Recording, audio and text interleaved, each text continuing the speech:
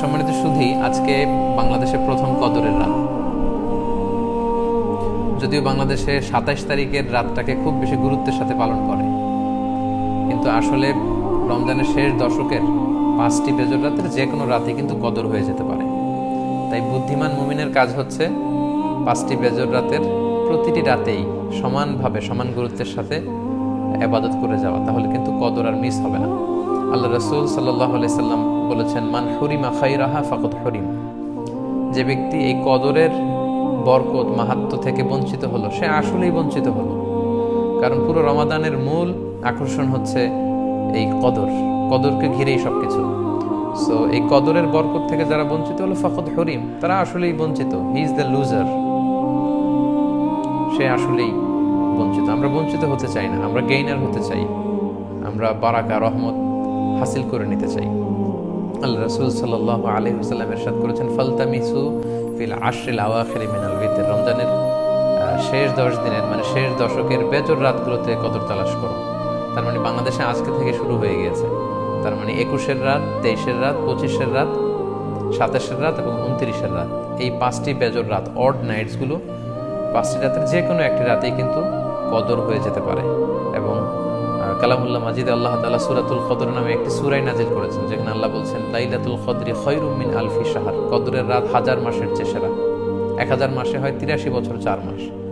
তার মানে আজ রাতে যদি আমরা ইবাদতের মধ্য দিয়ে এই রাত্রি কাটাতে পারি, তাহলে 83 বছর 4 মাস ইবাদত করলে যে পরিমাণে সওয়াব পাওয়া যাবে, আল্লাহ তাআলা ঠিক ওই পরিমাণে সওয়াব দিবেন। এটা আল্লাহ বলেননি, আল্লাহ বলেছেন খায়রুম মিন আলফি শাহর। তার চেয়েও বেশি পরিমাণ সওয়াব, ব্লেসিংস, মাহাত্ম্য আমরা অর্জন করতে পারবো। এবং সালামুন হিয়া হাত্তা মাতলাইল ফজর, ফজর পর্যন্ত, রাত থেকে মাগরিবের আজান থেকে শুরু করে ফজর পর্যন্ত পুরো সময়টাই কিন্তু কদরের বরকতময় রাত। এবং যখন কদরের রাত আসতো, আল্লাহ রাসূল সাল্লাল্লাহু আলাইহি ওয়াসাল্লাম ইবাদতে খুব বেশি নিমগ্ন হয়ে পড়তেন।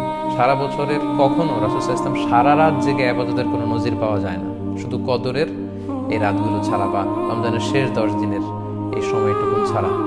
হাদিস শরীফে এসেছে, ইদা জা আল আশরা আহিয়াল লাইলা ওয়া আইখাযা আহলা ওয়া জাদ্দা ওয়া শাদ্দাল মিসার। রমজানের শেষ দশক যখন আসতো, আল্লাহ রাসূল সাল্লাল্লাহু আলাইহি ওয়াসাল্লাম সারা রাত জেগে ইবাদত করতেন, সারা রাত দাঁড়িয়ে দাঁড়িয়ে তিনি ইবাদত করতেন। ওনার ফ্যামিলি মেম্বার্সের মধ্যে থেকে কেউ ঘুমিয়ে থাকলে তাদেরকে উঠিয়ে দিতেন এবং তিনি কোমরে গামছা বেঁধে ইবাদতে লেগে পড়তেন। এখানে রূপ করতে কোমরে গামছা বেঁধে বোঝানো হচ্ছে মানে ইবাদত করার জন্য তিনি এতই উদ্গ্রীব হয়ে পড়তেন, কখনো বছরের কোনো সময় এতটা উদ্গ্রীবতা রাসূল সাল্লাল্লাহু আলাইহি ওয়াসাল্লামের মধ্যে দেখা যেত না। এবং আল্লাহর হাবিব সাল্লাল্লাহু আলাইহি ওয়াসাল্লাম ইরশাদ করেছেন, মান কামা লাইলাতাল কদরি ঈমানান ওয়া ইহতিসাবা গুফিরা লাহু মা তাকদ্দামা মিন যামবি। যে ব্যক্তি এই কদরের রাতে কিয়ামুল লাইল করবে, আল্লাহ তাআলা তার পূর্বের সব গুনাহ মাফ করে দেবেন।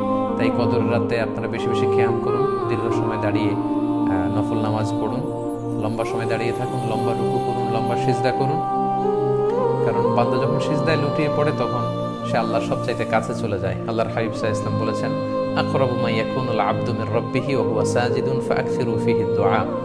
বান্দা যখন সিজদায় লুটিয়ে পড়ে, তখন সে বান্দা আল্লাহ তাআলার সবচাইতে কাছাকাছি চলে যায়, খুব ক্লোজেস্ট হয়ে যায়। এজন্য সে সময় তোমরা বেশি বেশি দোয়া করো। তাই লম্বা কিয়াম করুন, কোরআন তেলাওয়াত করুন এবং সিজদায় পড়ে আল্লাহর কাছে দোয়া করুন। আম্মা জান আয়েশা রাদিয়াল্লাহু তাআলা আনহাকে বিষ্ণু সাল্লাল্লাহু আলাইহি ওয়াসাল্লাম একটা দোয়া শিখিয়েছিলেন এবং বলেছিলেন, আয়েশা, কদরের রাত যদি তুমি পাও, তুমি এই দোয়াটা বেশি বেশি পড়বে। দোয়াটি হচ্ছে, আল্লাহুম্মা ইন্নাকা আফুন তুহিব্বুল আফওয়া ফাআফু আন্নি। এর মানে হচ্ছে, হে আল্লাহ, আপনি ক্ষমাশীল, নিশ্চয়ই আপনি ক্ষমাশীল, আপনি ক্ষমা করাকে আল্লাহ খুব পছন্দ করেন। আল্লাহ এই বরকতের রাতে আপনি আমাকে ক্ষমা করে দেন। তাই এই দোয়াটি যেন আমরা খুব বেশি বেশি করি। আল্লাহ রাসূল সাল্লাল্লাহু আলাইহি ওয়াসাল্লাম রমাদানের এই শেষ দশকে ইতিকাফ করতেন। প্রতি বছর তিনি ইতিকাফ করেছেন রমজানের শেষ 10 দিন, এবং যে বছর তিনি ইন্তেকাল করবেন সে বছর তিনি 20 দিন ইতিকাফ করেছিলেন। এবং আল্লাহ রাসূল সাল্লাল্লাহু আলাইহি ওয়াসাল্লামের ইন্তেকালের পরে আম্মা জান যারা বেঁচে ছিলেন, ওনারাও মসজিদে নববীতে ওনারা কিন্তু ইতিকাফ করেছেন।